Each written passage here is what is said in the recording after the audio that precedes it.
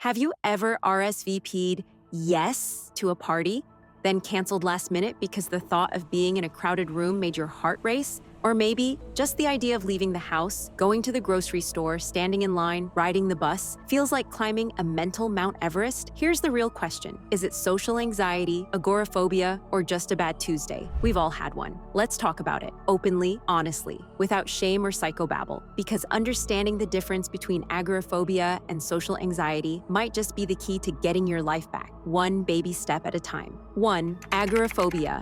It's not just fear of open spaces. Let's clear something up right away. Agoraphobia is not just being scared of wide streets or public squares like some dramatic movie scene. Agoraphobia is the fear of being in a situation where escape feels difficult, or where help might not be available if panic strikes. It could be sitting in the middle seat on a plane, being stuck in traffic on a highway, crowds, concerts, classrooms. People with agoraphobia often start avoiding these scenarios altogether, and not because they hate fun, but because the anxiety of being trapped is so overwhelming. It's easier to stay home. But here's the kicker. Agoraphobia usually develops after multiple panic attacks in public or triggering situations. So if your brain has ever said, nope, we're not doing that again, it's not weird. It's protection, overreacting maybe, but trying to keep you safe. Relatable moment. Ever made it halfway to an event and said, actually, I think my cat needs me right now? Yeah, we feel you. 2. Social anxiety, the spotlight. You never asked for now, let's zoom in on social anxiety. Crushing fear of being judged, watched, or messing up in front of people. With social anxiety, the worry is less about where you are and more about who's watching. You might overthink. What if I say something dumb? Everyone's staring at me, right? I'm sweating. Can they tell I'm sweating?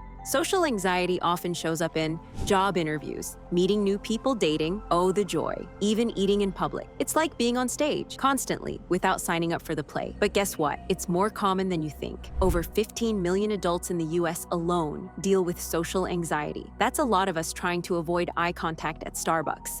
3. The overlap, why they get confused. Here's where it gets tricky. Agoraphobia and social anxiety can look pretty similar on the surface. Both can cause panic attacks, avoidance of social situations, isolation, physical symptoms like nausea, dizziness, heart palpitations. The difference lies in the fear trigger, agoraphobia, fear of being stuck or not being able to escape. Social anxiety equals fear of being judged or embarrassed. But sometimes, someone with severe social anxiety might avoid public places, which starts to resemble agoraphobia. Or someone with agoraphobia might avoid places with people because of fear of panic, not the people themselves. 4. Root causes. Where does this even come from?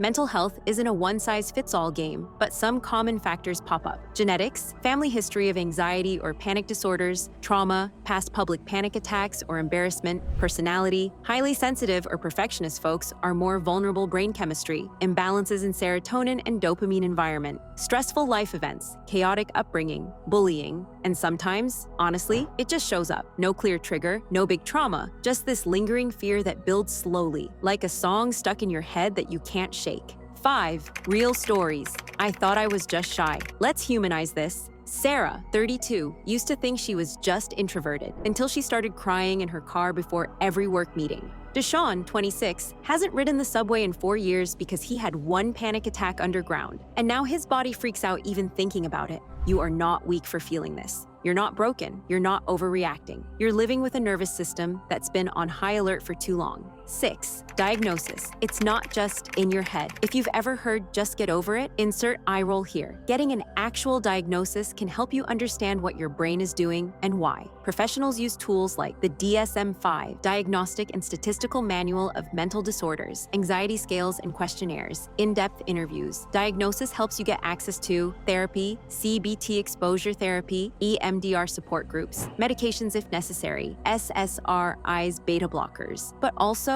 self-awareness is powerful. You don't need a diagnosis to start your healing. 7. Natural ways to heal. Mind, body, and soul. Let's talk real-world healing strategies. Herbs that calm the nervous system. Ashwagandha, passion flower, valerian breathwork, and grounding exercises. Box breathing, 5-4-3-2-1 technique. Journaling, track triggers, and small wins. Movement. Walks, yoga, dancing in your kitchen. Therapy, especially CBT, cognitive behavioral therapy. And, hot take, humor. Laughing at anxiety doesn't mean you're not taking it seriously. It means you're stronger than it. Example, I may have social anxiety, but I'm also the main character in my imaginary TV show where everyone loves me, silently, from a distance. 8. What actually works and what doesn't. Things that help. Gradual exposure, tiny steps out of your comfort zone, talking to someone who gets it, avoiding caffeine, iced coffee lovers, creating a safe plan when going out, exit strategies, support buddy, celebrating every victory, no matter how small, things that don't help, pushing yourself too hard, avoiding everything,